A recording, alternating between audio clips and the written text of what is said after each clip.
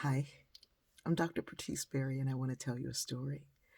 One of the blessings of my life is that I get to work with organizations, associations, companies, and people that I would not have encountered on my own.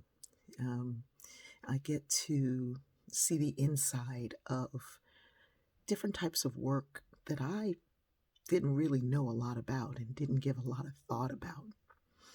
One of the really cool groups of people that I get to work with are municipal leagues. Municipal leagues are the city employees.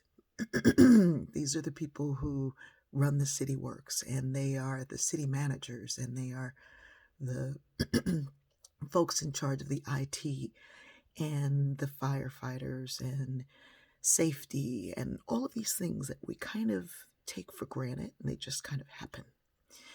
I was at one state's municipal league, and I get to go to the states, and they bring in the people from all of the cities and all the places. And when they work really well, they're extremely nonpartisan.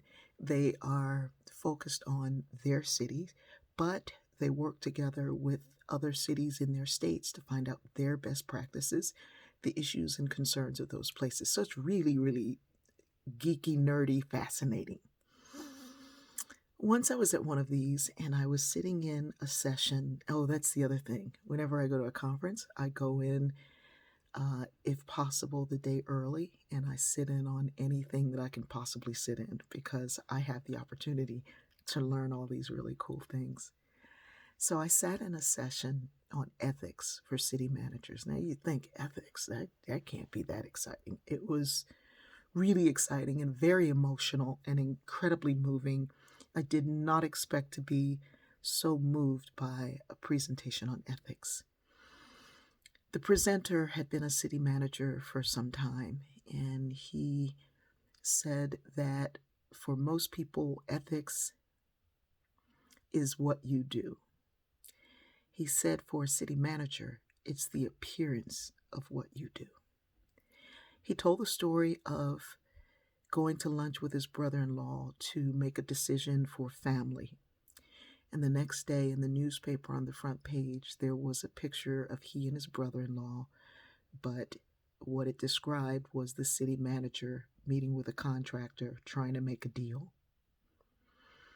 And he said it didn't occur to him, even though his brother in law was not trying to get any contract, was not on any city contracts. He'd let him know you can't get any while I'm in this position. It didn't occur to him what the appearance of that would do. I've tried to live my life as close to that as possible. Not what I'm doing, but also the appearance of what I might be doing. Once I was asked to come and work with a company, and this company made all kinds of things, and one of their products was a skincare product, but it wasn't their main portfolio. It wasn't their big thing. But someone in that company had like looked through all of my tweets and comments and things and found a comment from probably 5 years prior to that of me commenting on a product that I had used. I met the woman who created the product and how much I loved her product. And they said, you have to take that down or you can't work with us because it looks like you're endorsing someone else's product. And I was like, yeah, it's like 5 years ago. What are you talking about? And they were like, no, no, no. It has an impact. That was such a lesson. And you can think someone's being petty or that's silly or whatever, but they know how they want to run their business. And they also know how your endorsement of one thing can seem like your rejection of another thing. Your belonging to one thing can seem like a rejection of another thing. And this, um, it doesn't, restrict my movement. It guides my movement. One of the other things that the man said in the municipal league meeting is that if you allow your purpose and the reason you're here to guide your steps, you'll get into less trouble.